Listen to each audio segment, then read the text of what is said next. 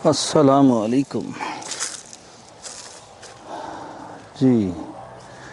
तो ये कुछ 4 फीट तो हो गई। ये है जी परपेचुअल स्पिनच।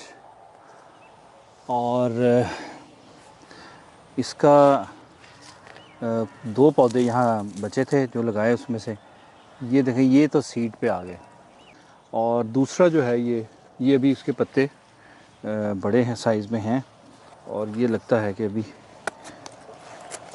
मज़ीद कुछ देर इससे हम पत्ते हासिल कर सकते हैं।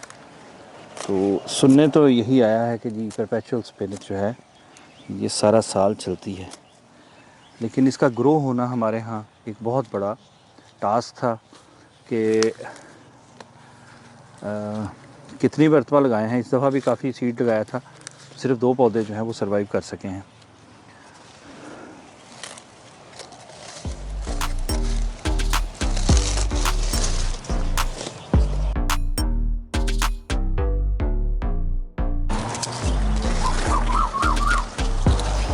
पालक देखने में तो ये बहुत अच्छी लग रही है।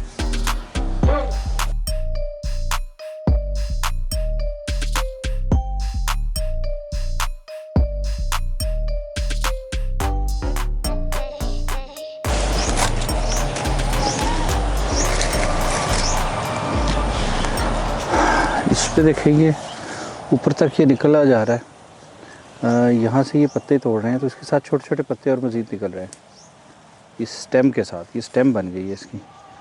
जो हम आम पालक जो काश करते हैं उसे हम ऊपर से काटते हैं तो नीचे से फिर पत्ते निकलते हैं। ये देखें जी, यहाँ से हमने ये पत्ते काटे हैं। ये जो नज़र आ रही है ये पत्ते बड़े वाले काटे हैं, लेकिन हर पत्ते के साथ छोटे छोटे पत्ते यहाँ से निकल रहे हैं।